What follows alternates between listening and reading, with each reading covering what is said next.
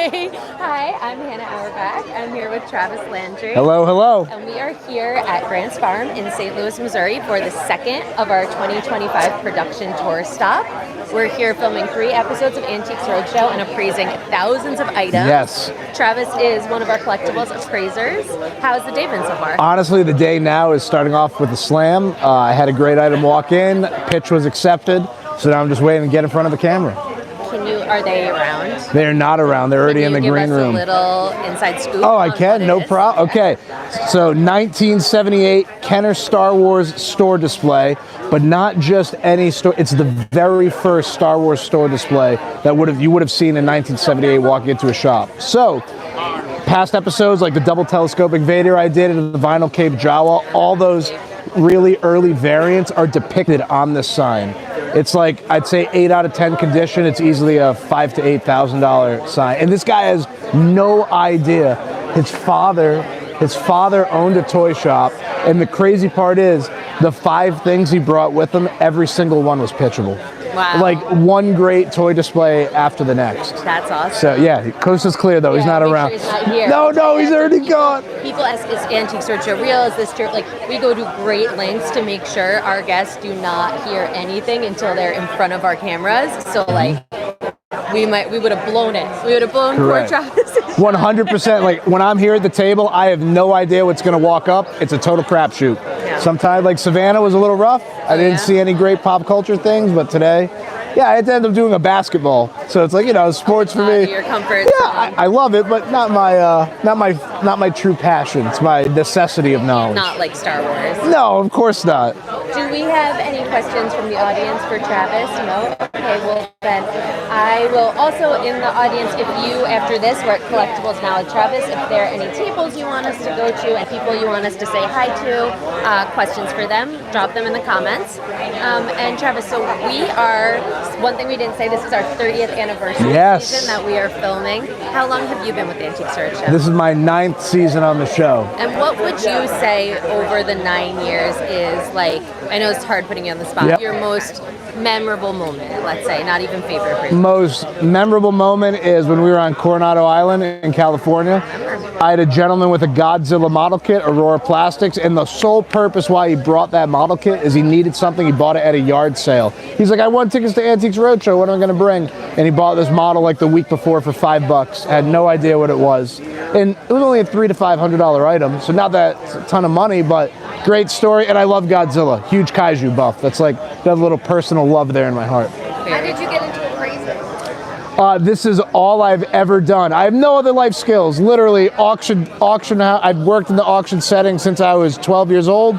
I grew up collecting Transformers. My mom and dad were big like pottery and Victorian collectors, and it's all I know. It's what I eat, sleep, and breathe. What's something very popular in your category right now? Right now, very popular would be Pokemon is like on fire. It's always been on fire, but right now, especially when most markets corrected after COVID, Pokemon is just exploding even more. I mean, even cards from 2015 to 2020 can be bringing 5-10x to what they were bringing a couple of years ago. What's something that people think is popular, what's not? This one, I love this because we had 2 of them in Savannah. People always bring me a Princess Diana Beanie Baby because they think they're going to have like a $250,000 lottery ticket, when in reality a Princess Di Beanie Baby is literally like a $2 thing. Everybody thinks they have the Holy Grail, but it's really not much money. Will you tell us, you told me this a couple of years ago about Beanie Babies that I thought was so smart, and I remember it all the time. What is, I think you called it like the collectible rule for things that are, So my general rule to live by is if something is made to be collectible, it typically doesn't end up being collected. So if you remember Beanie Babies going into a store, there's the rack for the Thai bears, and then there are the plastic cubes you could buy to put your Beanie Baby in so you didn't get dust on them. So if an item doesn't have that natural process of getting destroyed and becoming rare, when we're 20, 30 years in the future, there's an abundance of them out there, and then nobody cares because they're not rare. Matthew's asking, what do you think about Yu-Gi-Oh? Okay. I personally think if I was speculating on trading cards, I would be buying great first edition Yu-Gi-Oh! 2002 to about 2005, especially Legend of Blue Eyes White Dragon, Metal Raiders, any of those great early sets, and I'm a big fan of the Elemental Hero cards. And the big reason why Yu-Gi-Oh! Is harder to find in tough shape is because Yu-Gi-Oh! And Magic have a core within the card that makes it rigid. Yu-Gi-Oh! Was printed by Konami, where Pokemon and Magic was printed by Wizards of the Coast. So Yu-Gi-Oh! Cards are so much, they're subject to a lot more damage. So to find like a grade 9 or a grade 10 Blue Eyes White Dragon right now, unbelievable card for the future. Big fan of Yu-Gi-Oh! It's also what I played as a kid. Thank you. All right, I think we're going to go over to dolls. Thank you so much. No, thank you, Hannah. Enjoy the show, everybody. Thank you for tuning in. Thank you. All right, we're gonna head just right around the corner to dolls, which is a very controversial table for us. I feel like people think either they're super creepy and they don't want to see them, or they think they're amazing, or you're in between like me. I think some of them are creepy and some of them are beautiful. And so we're gonna come over and watch our doll appraiser, Billy Harris. And let's see, were they just starting this, Billy? Yeah. Hi. Do you guys mind? We're filming a live on YouTube right now. Do you mind if we film this appraisal? No, that's fine. Excellent. Thank you. I'm going to give you both microphones to hold. It's so cute, right? So hello. Hi. Tell me your doll story. Well, these dolls are from my childhood, probably about in the 1950s. Nanette was like my favorite. And I have pictures of her, of me on my grandpa's farm, holding her on the bales of hay and sitting there with Nanette. So yeah, I mean, I didn't play really rough with her. I managed to lose her shoes.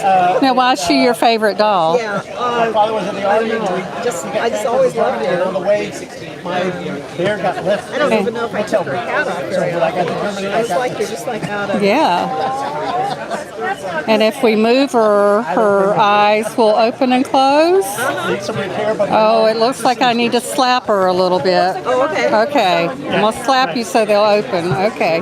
There we go. I always feel bad doing that, but sometimes it's what it takes. Yeah, exactly. And that's fine with me. You still want not going anywhere. to take care of them like they're your dog. Because I haven't had her out for years, but I thought, what a perfect opportunity.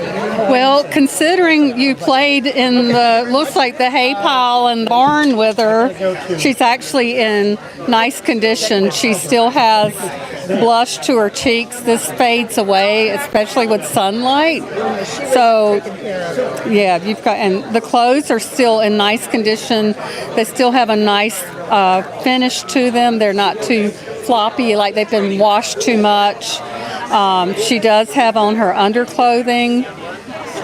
And as you said, she's missing her shoes and socks. And that's a very common issue with dolls. And it has her original hat. 1950s doll made of hard plastic. Very popular doll. And then what else do we have over here? Well, these are other dolls from that around maybe as late as 1960. Just various dolls. They all had names. Okay, so you have a very popular little character, a Campbell Soup Kid, from that same period. And then you have dolls. There was a doll called Jenny, and she was very popular. So there were a lot of dolls made to look like her and look like her older sister. So you've got some dolls like that. And then look at this gown. I mean, is that classic? I think there were about 3 like this, actually. Yes. Sort of all sizes like her. So your most valuable doll is actually your favorite doll. Isn't that the way it goes? Taken care of, but These over here have minimal value. I'd say for the group, maybe $50 or $60. It would help if she had a little bit more color to her knees and if she had her shoes, but her wig's in great shape. She's really nice. You've also got photographs. You know, collectors love to know who owned the doll. that they love the doll. And I mean, how much better does that get? So retail value on Nanette in this condition would be about $95. Wow. Yeah. That's amazing. Is there anything else you would like to know about No, her? I think she must have been given to me in 56. Okay. And this is February of 1957. So that would line up with her age for sure.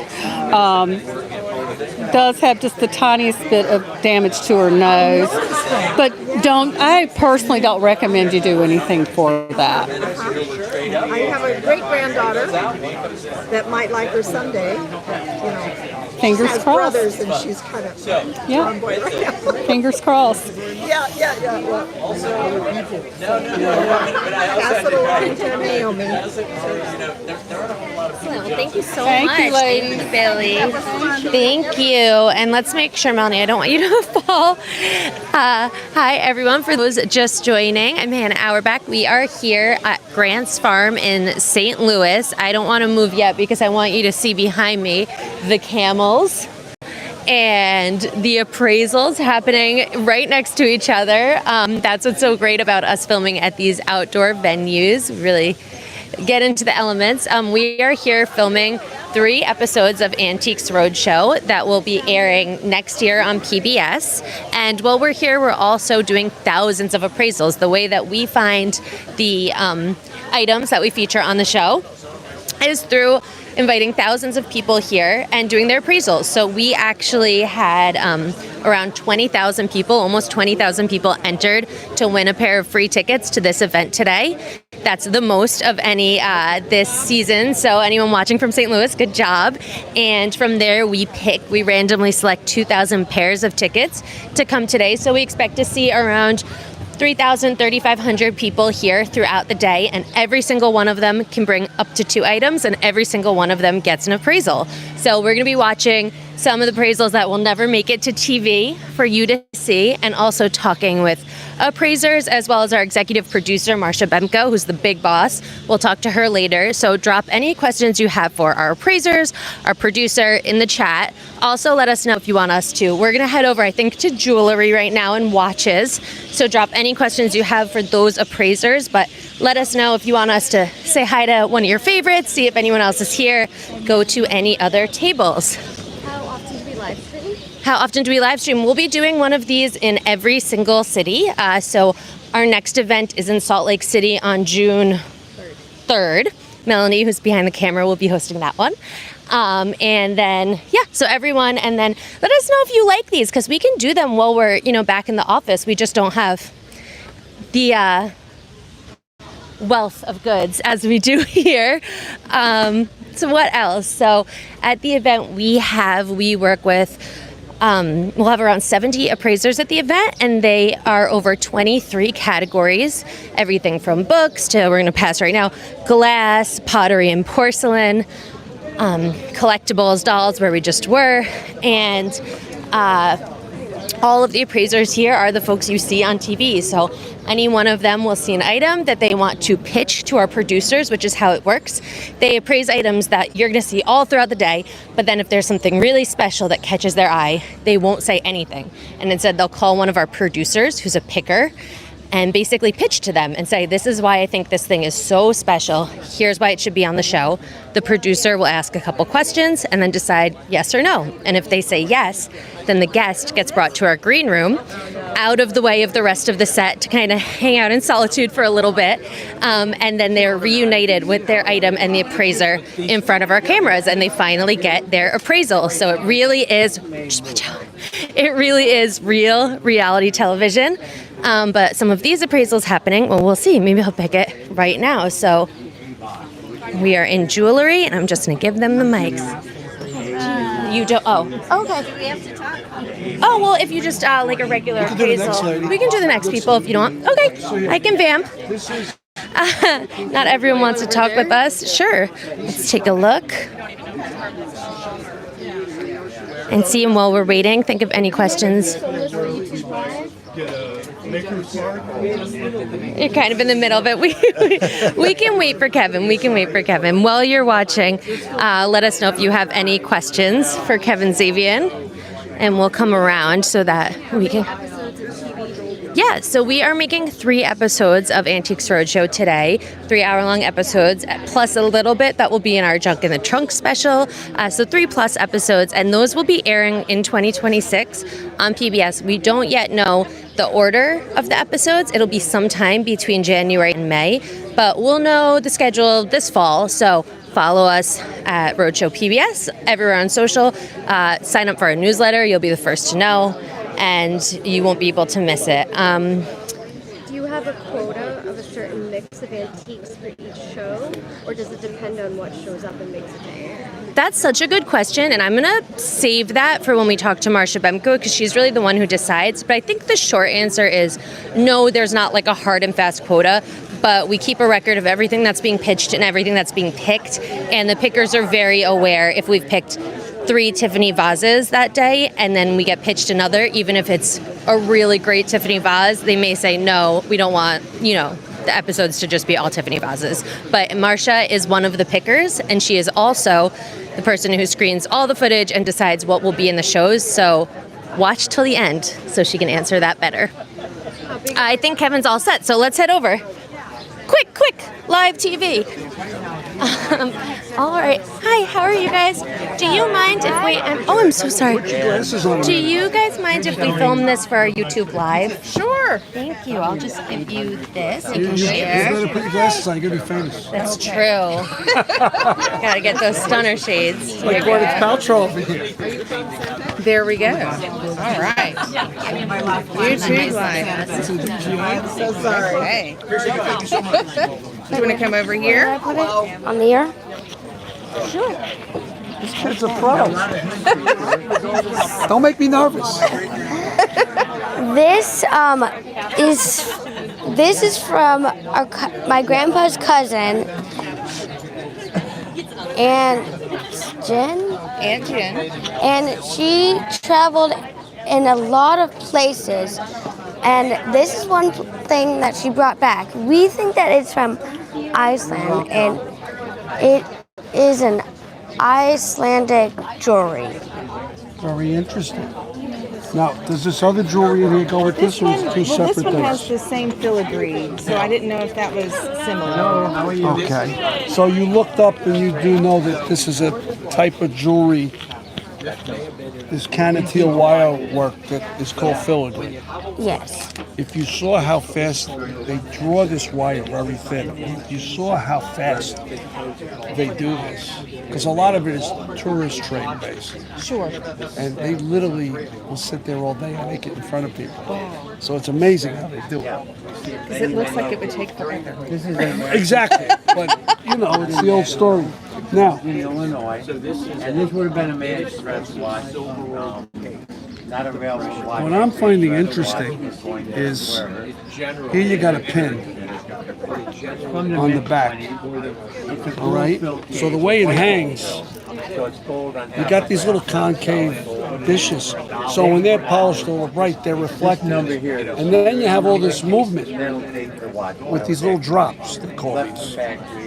So it's wonderful when jewelry moves. I mean, think about it. You're wearing it, you're walking, you're dancing, it's moving, and it's catching the light. So that's important. Now, it's going to be hard to nail down the country, Iceland. How'd you come up with Iceland? That's just what we've always been told. interesting. Icelandic silk.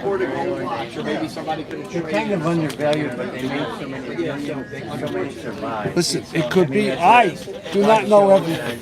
It could be. Okay. All right? We're going to need you to take a deep dive. But you see this type of filigree work in so many places. You see this coming out of Italy. Oh, okay. You see versions of this in the Middle East. It was one of the most simplest, easiest ways the jewelers could make this tourist jewelry. A lot of times, it's not sterling silver. It looks like coin silver, which is 80% silver. Why is it coin silver? Because they didn't have access to a lot of metals. So they would literally melt down coins. Oh, wow. Okay. And then make jewelry out of it. And then these are gold plated. It's not gold, it's gold plated. So tough for me to verify. This is easy to put on. Tough for me to verify, but definitely tourist trade based filigree jewelry. I mean, what year you think? 1989. That's old to her. I know. No.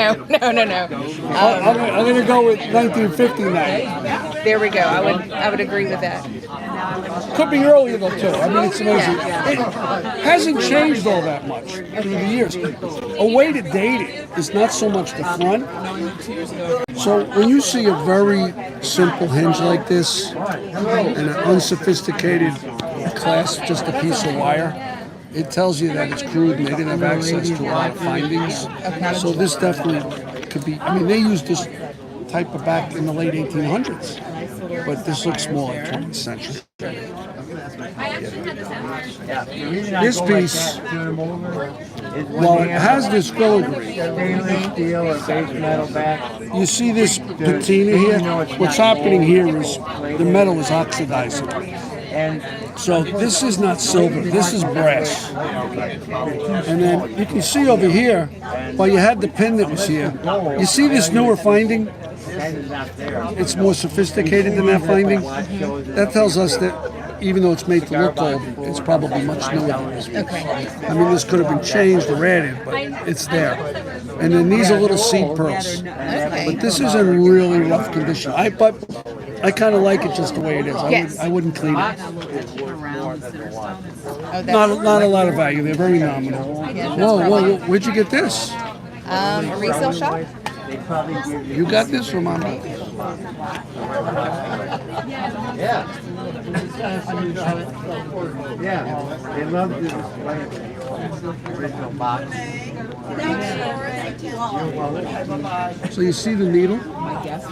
You see it's up by the word ruby? Yes. Okay, and then let's try one of these round. Do you wear it? Yes, I do.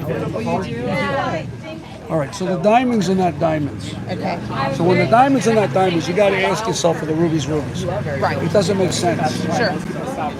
So Missing this slide.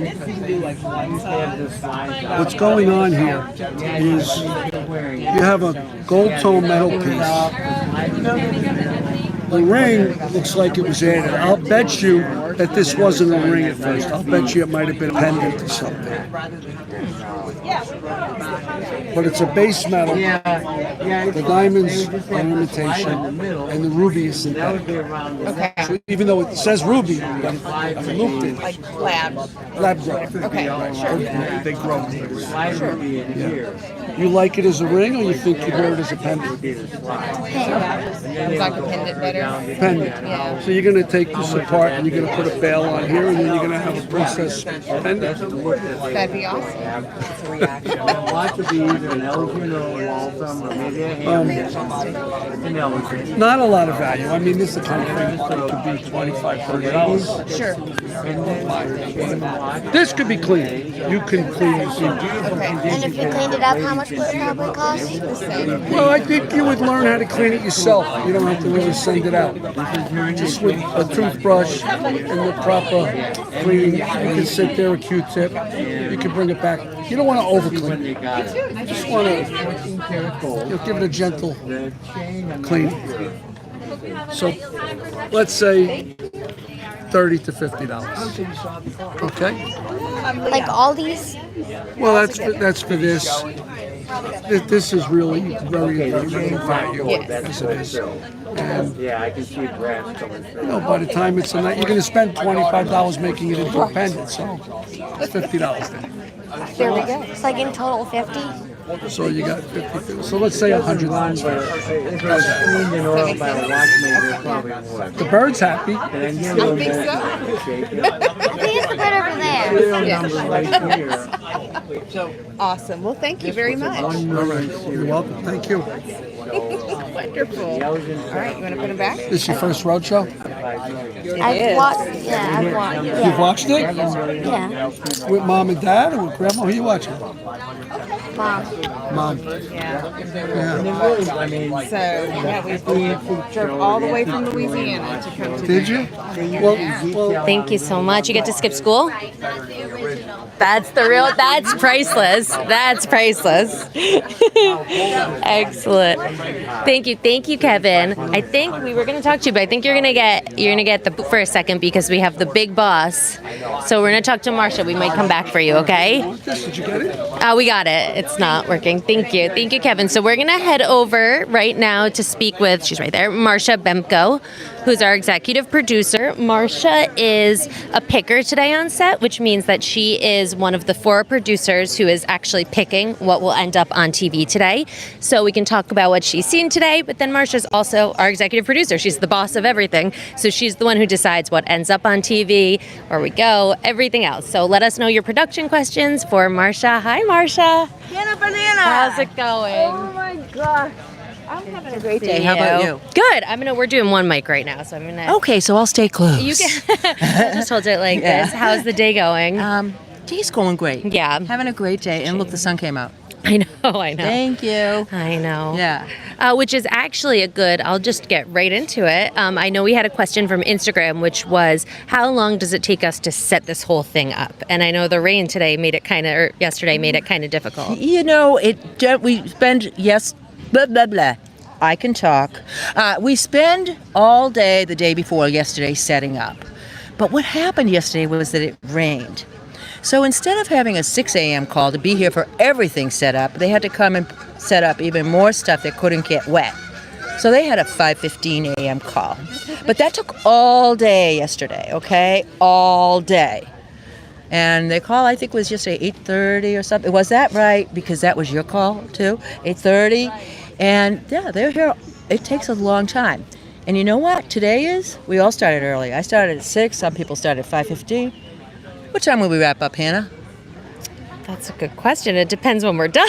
Yeah. It depends. It'll be 10. It'll be 10 o'clock-ish. Oh, yeah. By the time, if you came back here at 11, you wouldn't even know we were ever here. Yeah. Yeah. Marsha, do you have a quota of a certain mix of antiques for each show, or does it depend on what shows up and makes it to air? Totally depends on what shows up. We are at the mercy of what everybody owns. So, yeah, bring in something good if you're watching this and you're on your way, because I want to meet you and see your good thing. But no, I don't. I happen to like jewelry, and I just picked a diamond and sapphire ring. That is worth 15 to 20 grand, by the way. I tried it on. It was so pretty. Yeah. I loved it. I don't think, she's not even sure the sapphire is real, okay? She's going to be delighted. It is. It's real. Yeah. Yeah, it's a good ring. He thinks it might even be a Burma sapphire, so. Is that, so far, you think your favorite thing you've seen today? No. Oh, what is? You know what my favorite thing is I've seen today? And I don't think we've ever had one before, Hannah. I saw a sock. Yes, I'm saying S-O-C-K, sock. It's a Civil War sock with bullet holes in it. Huh? It was amazing.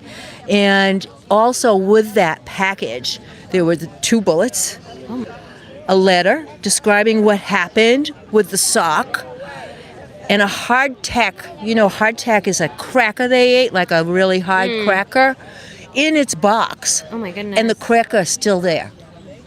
Oh my It was kind of crumbly, but it was still there. And you wouldn't, I wonder what happened if you bite it. I didn't wreck it because, you know, the package, I'm not sure. He was between $3,500 and $4 grand for this sock with its little, and the sock had most of the value. Yeah. That's some sock, huh? Was there a foot in the sock when it was shot? I don't know. Oh. I'm gonna, you know, I think there might have been, yes, because how else would that happen? Yeah. So I'm just gonna go ahead and wing it and say yes. You'll probably find out when these episodes air next year. You will find out. How do we find locations to visit? Great question. Oh, you know, it's not easy. I have a team, an advanced team who does that. We are constantly, if you know of great places like this, tell us about them. because this is sort of new for us. We used to go to convention centers, and we're still building this database. How do we find this place in particular? An intern who worked at Roadshow is from here and told us about it. So and then after we find a place, we knock on the door and say, can we come in? Some people say yes, and some people say no. Excellent. And Marcia, this is our 30th season for everyone. We're filming our 30th season right now. How long have you been with the show? OMG, count the years, 25 years. Wow. Oh, I've been here since season 5 was my first season. And I know better than to ask you your favorite appraisal, but can you think of maybe the most memorable moment over 25 years? Or a memorable moment? That's a really hard one. I didn't mean to a memorable moment. I will say one of my most memorable moments is a sad story, though. Is when when we were in, was that Boise? With the yeah. And so it's really memorable for me, but I'll answer the question honestly because I could give you a happy cherry answer that the marketers would like and my promotion, publishers. I'm a marketer and I think this is a great story. I don't love her. She's also my boss. Okay, so she may be kissing a little butt there, but whatever. It's this collection of stuff that came in that the woman's uncle was in an internment camp, and she was a Japanese woman who spoke very passionately about what that experience was like for her and her family. I cried with her. She cried. It's a powerful moment. And I want to remember that bird. It was a carved bird. I want to remember it was like it's not a money story. It's a human story. And I want to remember it was worth like $1,500. It's still a lot of money for what it is. But this is what makes our show so engaging. This is humanity on display. We're all talking about the things that are meaningful to us. And that was a really meaningful moment. That's great. What show was that in? That was in Idaho Botanical Gardens Hour 2, I want to it's say. Idaho, and I think you could be right on Hour 2. It's definitely in Idaho. It's definitely there. If you go to our website, pbs.org/antiques, and you look at all the appraisals, you can sort by Idaho Botanical Garden, and you'll find it. It's definitely worth a watch. And it's on our YouTube, too. And the appraiser who did it is Jeff Schrader. You could even sort that, okay? Yeah, that's true. And any other questions from the audience right now for Marcia? No? Great. And I guess, when will these episodes air, Marcia? I've been saying it, but they'll want to hear it. Oh, come on. A good question. Sometime between the beginning of January and the end of May. How does that work? We'll see. It's based on what we find. How does it align with events in the calendar? That kind of thing. So we'll see. TBD, truly. I will say this. Not usually do we air in the order that we toured. Yeah. Excellent. Well, thank you so much, Marcia. Thank you, guys. Thank you all. Thanks, everyone. All right, so we're going to head over. Let's see. I know we had some questions for Kevin or a jeweler, so maybe I can grab one off. But also, people want to watch. I was going to say we're right next to watches, and I know YouTube loves watches. So let's head over there and see if we can catch an appraisal. Oh, sorry, we're going to sweep through. And we'll see. You would have to have a railroad certified. And so this happens to be a railroad certified. So, do you guys mind if I just put this here for our YouTube Live? Sure. Thank you. So, depending on your position at the railroad, you would have to have a watch that obviously kept good time. Trains had a lot of motion to them. It was hot, cold, they vibrated. So it had to be a minimum of 21 joules, and it had to be a lever set. So in order to set this watch, so you wind it like this, but most watches, this pops up, and you would set the time. But if it was in your pocket, and you rubbed against something, and this popped up, and it said 1 o'clock instead of 2, and you thought, well, you could collide with another train, and it could be bad. So a lever set watch means that you would have to take the front off, and in between all the dirt in here is a lever that comes out, and that lever sets the watch. So when the lever is out, you set it, the lever goes back in, and then you wind it. Oh my gosh, never knew that. Pretty cool. And this is a porcelain dial, 1, 2, 3 pieces of porcelain. This one has a hairline crack, which occurs a lot, but the movement is like a work of art. This is the Bun Special, which was, one of the top railroad watches at the time. It's got it's got the original Bun Special case made by Wadsworth. It's gold filled, but it's what you see is real gold. So, it's like a sandwich. There's gold with brass and then gold. I mean, look at the motion. And you just figure from all these years, it still has motion. I mean, these things you throw away in 2 years. And this thing, what age is this? I can look up the serial number for you. I'd be afraid to take anything off of it.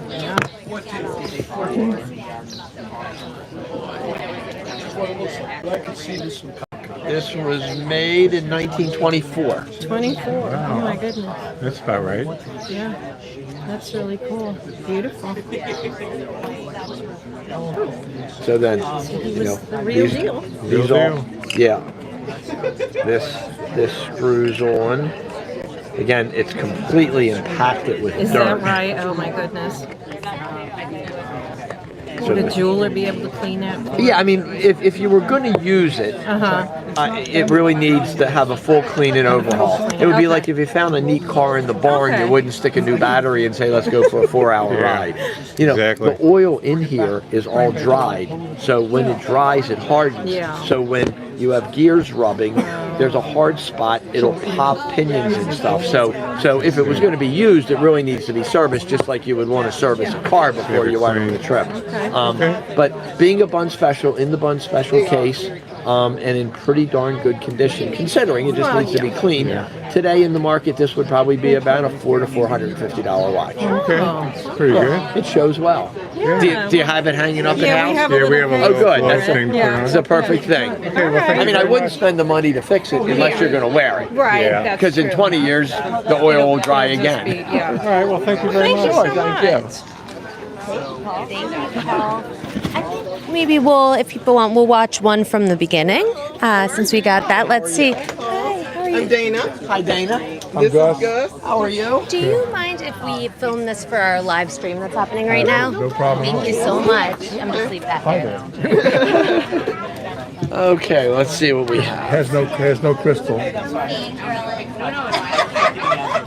So it's a hunting case. So every watch, they're either called open face or hunting case. So when this closes, it's called a hunting case watch.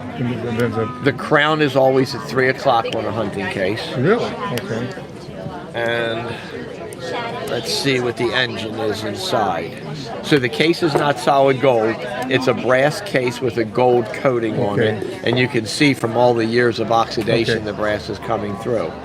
So this is an Elgin watch, made in Elgin, Illinois. It's not functioning now, so the staff is broken because this does not have any motion to it.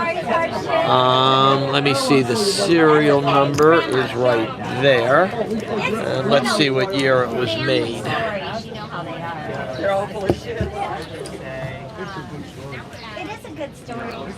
This was made in 1904.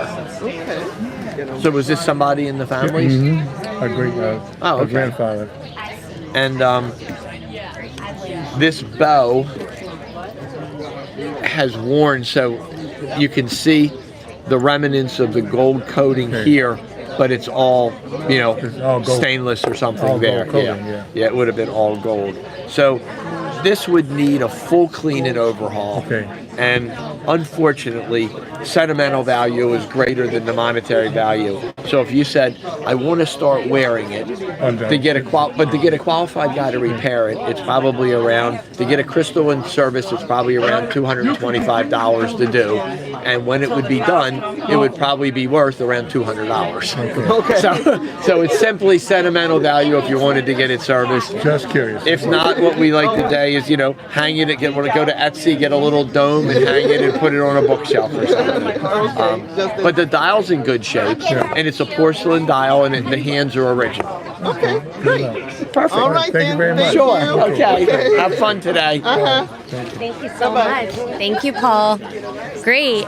I saw someone say glass. Excellent. So that's right over there. So we can actually head right over there and see. For people just joining, I'm Hannah Auerbach. We are here at Grant's Farm in St. Louis, Missouri, and we are filming 3 episodes of Antiques Roadshow to air next year on PBS right now. And we're also appraising thousands of items for thousands of people in the community. And that's what we're watching right now, are these free appraisals.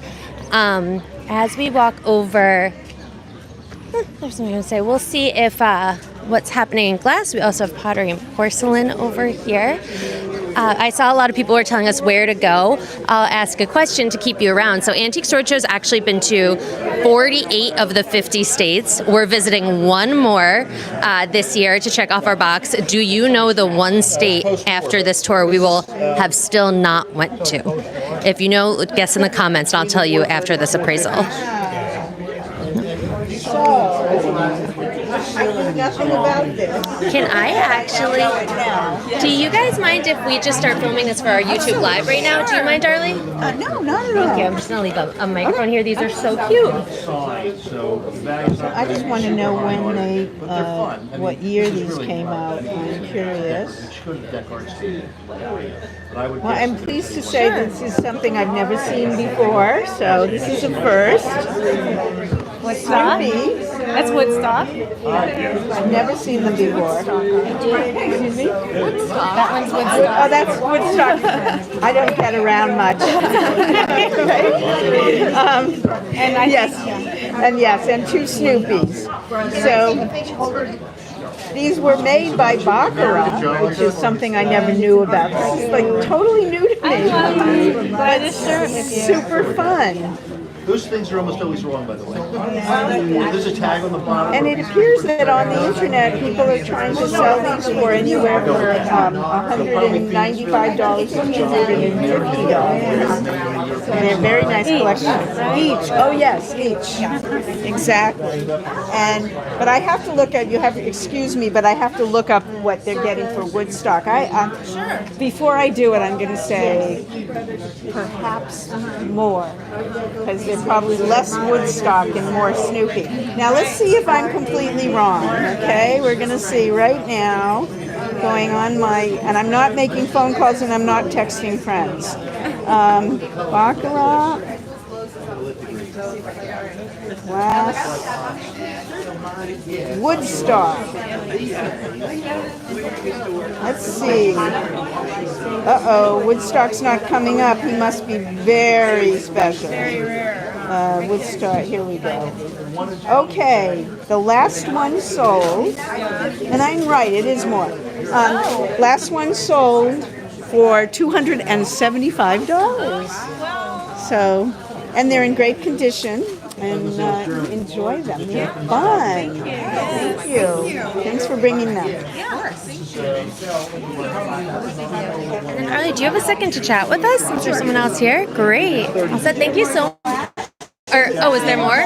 Do you have more? Oh, yep. Nope, that's fine. Great. Thank you. Are you Snoopy collectors? I don't know. My aunt was a Snoopy collector. She has anything and everything you could have ever wanted, and it was left to my dad, and so my mom and my dad are now getting to go through all of it. Because I'm glass. Very cool. Okay. Great. We'll just take you outside right now. And while we're walking with Arlie, I'd be remiss as Marcia called me one of the marketers to not mention. Arlie said the magic words that she's never seen those before. We last night on Monday aired a all new special called "Never Seen That Before." So it's streaming on YouTube right now. After this, you should go and watch that, or on our website pbs.org/antiques or the PBS app. It's filled with stuff like that. Anyway, hi Arlie. We have Arlie Solka here. Hello. Glass appraiser. I've got one, so we're kind of gonna go like this. How's the day been? It's been very interesting. First of all, the weather has cooperated, which makes me really happy, because now we have the sun out. When we started out, it was dense fog, actually. Sure was. And it was turned into a bad hair day. But I'm okay with that. So far, so good. Have you pitched any items for those who weren't watching? That means, did she call a producer over and say, I have something we'd like to film? I have not so far, but the day is young. I'm sure something will come in that will be pitch worthy. And Arlie, we're filming our 30th season right now. How long have you been with Antiques Roadshow? My first season was 1998, so this is, I guess, my 28th year. And I came in sort of halfway through the season, and towards the very end of the season, and I never left. I'll be interested in your answer because I can think of like 5 iconic Arlie Sulka moments off the top of my head. But what would you say over those, 28 years? What was a most memorable moment for you on Roadshow? It actually happened very early on. It was in 1999, and it was the first venue we went to in 1999. And this family brought in this incredible Tiffany lamp. And I went on camera with 2 of the daughters, and they cried a lot. And it was really exciting because they didn't expect it to be as valuable as it was. So that was my most memorable. That's a very famous appraisal. If you haven't seen it, shame on you. But again, look on our YouTube after this and watch it and have your tissues ready. Excellent. Someone wants to know, how often do you see Tiffany pieces? Is it common? She loves your appraisals. Thank you. Thank you very much. We always see some Tiffany at a venue. It's just we're not sure what. Last week we saw a very nice Tiffany Studios desk clock. And so far today we've seen one piece of Tiffany it's a little trumpet vase with a bronze base. How much Tiffany you see on at a Roadshow event is real, and how much do you see that is not real and you have to gently let them down? Unfortunately, it's more not real than real. Oftentimes things with fake signatures, and I caution everyone, you don't buy the signature, you buy the piece, because it's very easy to forge a signature. You know what? If it was reversed, it wouldn't be valuable, right? If you were seeing tons of real Tiffany every day, wouldn't be Tiffany. Great. We have a very active fan named Bo, and he said, since the Tiffany lava vase has been ticked off the list, what's the dream item for Arlie? Such a good question, Bo. They've been watching. I really want a great Tiffany window. That's what I'm waiting for now. A Tiffany window, not a Tiffany type, not a Tiffany style, not someone who worked for Tiffany but didn't work for Tiffany making the window. I want a Tiffany Studios window. And is that something you haven't seen at Roadshow, or you just haven't really seen in your career as much? I remember seeing one in Cleveland, but I didn't go on camera with it. But no, other than that, I don't remember seeing another Tiffany window. Excellent. Great. Anything else from the audience right now? Great. Well, thank you so much, Arlie, and I hope you find something soon to pitch, but thanks for catching up with us. Excellent. And I think we're probably, thank you, going to be wrapping up shortly. So get in any more questions you may have. I think it was mostly Brenda was the name, got the trivia question correct, which is Wyoming. Wyoming is the only state that Antiques Roadshow has not visited.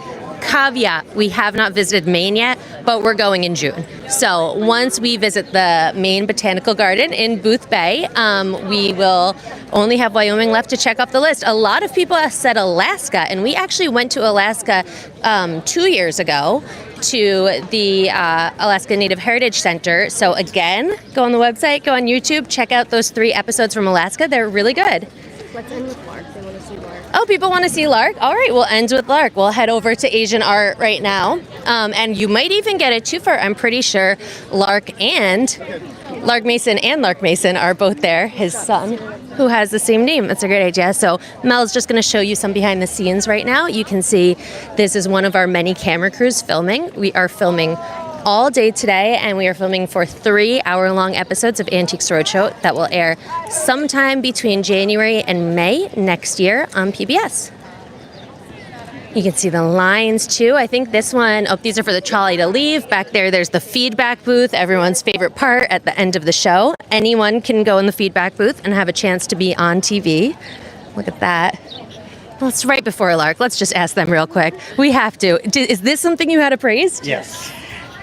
We're on a YouTube Live. Oh, okay. It's a My Pet Monster from 1984, and they appraised it at about $250. Cool. And was this your childhood Yes, monster? I got it when I was 3, yeah. I got it in '84. Did it scare you? No. Oh my gosh, I tell you, I had a cartoon and everything with it. It was really cool back in the day. We just had a very young guest with her mother with some antique jewelry, and he asked how old she thought it was, and she said maybe 1989. It was 1959, and I was like, oh, I was born then. Very cool. Is that what you expected? Around about, yeah. Great. From what we'd seen.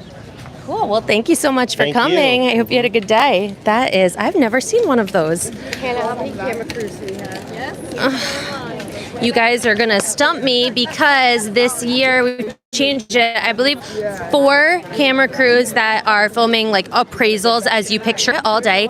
Then we also have B-roll cameras, and we're filming social media, and then what we call snapshots, which is our producer Adam Monahan. And I'm so glad you brought this up. He is also the host of the Antiques Roadshow Detours podcast. All should subscribe, Apple Podcasts, Spotify, NPR One, or watch this season's full episodes on YouTube. A little podcast plug. But he's doing snapshots, which are when you watch the show, those quick little hits where you just see an item and the value really quickly. So he's walking around filming those all day as well. And then, of course, the feedback booth. So actually, Buy item? that is a great question, and I'm glad you asked that. No. No is the answer. There's no buying and selling on our set. It's a strict rule of Roadshow. We trade solely in information. And so what can happen, of course, is after the event,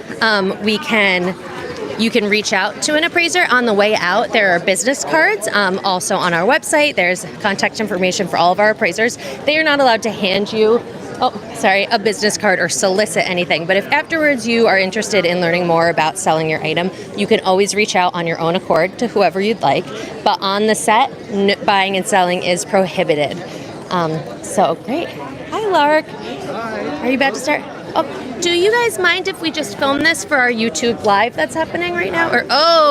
Okay. We'll actually wait. We'll answer some more questions, and then we'll talk to Lark. How did they find out when we'll be in Wyoming? How do they find out when we'll be in Wyoming? I didn't say. Let's be clear. Yeah, it's an if, not a when. I have not promised we'll be in Wyoming, but we would like to visit all 50 states. But you can always check our website. We're in this tour, but we'll announce next year's tour probably at the beginning of 2026. Great. Yes. Do you folks mind if we just film this for our YouTube Live? Great. I'm just gonna. What's left of the family's had, it's all Persian because my great aunts were missionaries in Persia. Well, let's open it up and let's see what's there. I can't wait. Sister. It's fun. My grandfather's twin sister was over there for 42 years. Don't we like that? A little cap. And these are all... They're all prayer caps, yes. Prayer caps, Central Asian. All of these. So you have a whole collection. What else do we have in here? Carved figural. So someone brought back mementos from a long stay. How long were they there? 42 years. 42 years, but not everything's Persian. That could be because they traveled around. This is Indian. They did travel while And they it were is, there. you know what it's meant for? Call people to prayer. Goes around a bull. Oh, really? But really not. It's a tourist one because think how big bulls are. Oh, yeah. And how are you going to attach it? So the fact that there's not a hook here and the size indicates it wasn't for a bull, but the idea is this is for your helper around the house, your eldest daughter. I need you, sweetie. Come here and no clean wonder the I table. ended up with it, right? Good, that's me. It's the bell to call you to come and take away all the stuff. And then this is Persian, 1950-ish. Persian bone inlay, 1950s. That's inside also. With color. and we it's have- got inside decoration, same sort of thing. Can you imagine putting every little piece in there? That's why they carved had kids separately? doing it, like the And silk it's all rugs. bone with various colored inlays. Oh my gosh, and worth not very much, unfortunately. That's jewelry. This is And jade. that's also Persian, but little costume jewelry. And this is not jade. It's not jade. No, it's amethyst. It's turquoise. Oh, okay. Turquoise. And it's actually a rather nice little piece of turquoise. I've It's had got a that ever greenish since I was a tint. kid. And I don't know if this is gold or not, but it may well be. So I'm going to give you a value. No, I think this is gold. So the majority of the value is your gold chain. Okay. Because gold has gone rocketing. This by itself is actually rather nice, and it probably is a gold mount. So that by itself is worth about 125 to 175. Oh, cool. Because it's a nice piece of turquoise. Yeah, I love this piece. And what else is in your Oh, treasure got a box? samovar. That is great. Samovar, you know what samovars are? Oh, This yes, is for they actually use hot them. tea that you get in Russia and Central Asian countries. But this is an individual samovar, so you can make your own. Usually they're big and they're made This for restaurants. it's a little out of shape. So it's like the modern version of a drip coffee maker, but not coffee. And then this is a ceramic pot that's copying something from the 8th century, but this was made in the 20th century. Same with that. And that's a little teacup. Yeah. So it's not really what it's trying to be. And what else is down on this We have mix? That I want to see that little box. That's got a mark on it that says that it's something. Oh, this? No, not that. The box. That's Oh. This is actually cloisonné enamel, and that is a Persian, I think Turkish. This is silver, and this little salt and pepper shaker are Central Asian, and these are sterling silver, so I can see that from the mark. And it's got this little hexagonal shape, and it shows the interior of a house. So those are kind of fun, but highly impractical. No one will ever use it. So worth about $100 to $150. And what else do we have? Another, just like the box with the inlay, that was a very popular thing to do. And this is trying to be silver, and it is silver. Isn't that good? You're discovering that we have some silver. This is Persian silver, somewhere around 1930. That's worth about 100 to 200. This is not silver. This is, and then kind of internationalist Islamic style you find during the Ottoman Empire, and it's silvered copper. And that is just kind of a decorative item from around 1930 also. $10, $100. Big And that one difference, weighs more. all because of that. I'll be down. That's cool. And individual little water cup, brass, Persian. That's interesting. This is not silver. So this is also silvered metal. So $10, $5 roughly at auction. And that's what we have on the treasures. Isn't that fun? My gosh, we're gonna have to watch this back and tally it all up. I mean, like, that was great, Lark. I just hate to keep it in a box when there's nothing coming out of Persia any longer. You know? No, there isn't. But what an array of things. That's so fun. It's like a I wish we tour, had the a rugs. very fast tour through Central Asia. Yeah. Thank you so much. Thank you guys so much. That was fun. What do you think's your favorite of them all? Oh my gosh. I know. I love the prayer hats. They're so beautiful. Very cool. I like the cowbell that calls the daughter to clear the table. I know she's going to be using that. I don't for think me. that's going to work. Certainly wouldn't work if I did it for my wife. That would be a bad Oh, yeah, you'd be in big thing. No, trouble. that'd be a bad It's thing. a heavy bell. No, it's going to work the other way, though. She could niggle for me, and I. But you bet I'd be there. Can we steal you for a second or two, Yeah, Lark? sure. I think it looks like, yeah. Thank you so Thank you, much. guys. Thank Thank you. That was so great here. Let's just move right out of the way of the cameras. But I think we can hang out right here. We're in that? Okay. Thank you. Great. Well, we're wrapping up, but we had so many questions come in for you that we had to pull you aside. The first one they wanted to know, ask Lark how he's so cool or why he's so cool. Why he's so cool. I'm so cool because I married this fabulous woman that tells me what to do and what to wear. That's such a good answer, and I'm going to tell her you said that later. It is. You look fantastic, as always. And I had a question, and someone else was wondering. In honor of our location, Oh. we're here at Grant's the Bush Farm. family's home, which is Budweiser beer, which is Germany. And there we are in a Deutsche jacket. Oh, yes, that is fun. I was a little nervous it was going to be, I was like, I don't know what he's talking about, but that is a great series of events to get you to a great jacket. We were wondering, people were wondering, I was too, with something like that where you're just looking, bang, bang, bang, how do you come to acquire that type of knowledge? I was trained early in my career. This is back in the 70s. I applied for a training program with Sotheby's in London.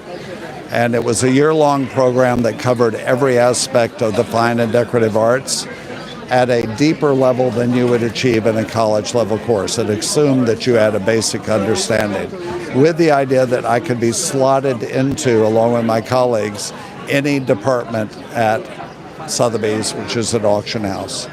And I did that, and I graduated at the top of the class, so I retained that ability to look at almost every category with a greater degree of knowledge than your average person. And so for the little teapot she had, you saw it, you didn't even touch it, and you said that is 20th century but made to look older. How do you just know from sight something like that? A lot of it has to do with a very quick understanding of shape, form, purpose. Is it utilitarian? Is it not utilitarian? In which case it becomes made for a tourist trade. The color, the glazes, certain colors and certain glaze techniques are tied to a particular period of time. And so that all, with all of us, within our areas of expertise, is instantaneous. Did we have any other questions? I know they were coming in kind of... What type of item excites you the most? Great. I'm most excited by things I don't know where they came from or what they are. I am excited by puzzles, by things that are complicated. So I like to be presented with objects that are from a culture that is obscure, or a design that was a unique kind of unusual kind of design with references to a variety of different associations that are not obvious, that really is difficult. So that excites me. What's your dream item to see? My dream item to see would be something that has fallen off the historical cliff that was once associated with an imperial household, either in Europe, maybe during the Byzantine Empire, or later during the Renaissance, or maybe even in Asia, that has slipped into obscurity, and that because of a small clue and something that I can see in it, I can rescue and bring back to the public. I hope so too. That sounds very cool. Fun? Great TV. That would be very cool. It happens every now and then. Yeah. I've had that happen. Excellent. And I think we're going to... I think one of those that occurred was when I did a marble lion from the 8th century many years ago in Albuquerque. I think it was 2002. That's how my brain works, so I can remember these things. And it was wrapped in a towel. So you usually don't wrap something that you prize highly in a towel, and this was because it was a doorstop. And when it was unwrapped, it became apparent to me and my colleagues that this was far more than a doorstop. It was something extraordinary from the 10th century, 8th to 10th century, made in China. Just posted that on YouTube. I was going to say, check our YouTube shorts after this to watch a quick version of that appraisal. Yeah, and I was overwhelmed because you don't usually see something that would be the star work of art in a major museum come in a wagon pulled by someone who's wrapped it in a towel. So that was a surprise. I think, sparing the lead, you were moved to tears. I was moved to tears. I was surprised, and I was also moved to tears because my father had just passed away, and I thought, what an exciting thing for him to be able to see me looking at this, and he wasn't there. That all came to my mind as I stood in front of the camera, and I couldn't stop myself. Yeah, I'm gonna cry now too. Well, and how wonderful now, you can pan the camera right here. We have Lark's son, Lark Mason III, yes. Who is also appraising for us. So the generations continue at Antiques Roadshow. It does, and what's wonderful is he has a whole different set of expertise than I do. So I said things to him all the time because he knows more about it than I do. Great addition. Great. Well, thank you so much, Lark. Thank you all. Thank Y'all are you. the best. You're the best. They are saying it. You're the best, and I agree. Great. Thank you. All right. Thank you. We'll wrap up here. All right. Well, thank you everyone so much for joining us. Again, we are here at Grant's Farm in St. Louis, Missouri. We are filming 3 episodes of Antiques Roadshow today. They will be airing next year on PBS sometime between January and May. We don't know yet, so follow us everywhere at Roadshow PBS. Subscribe to our newsletter to find out this fall when these episodes will be airing. And come back. Sorry. Yep, and we'll be doing another live on June 3rd when we are in Salt Lake City. And in the meantime, keep streaming on YouTube. We're posting new videos all the time, and we'll see you soon. Thanks.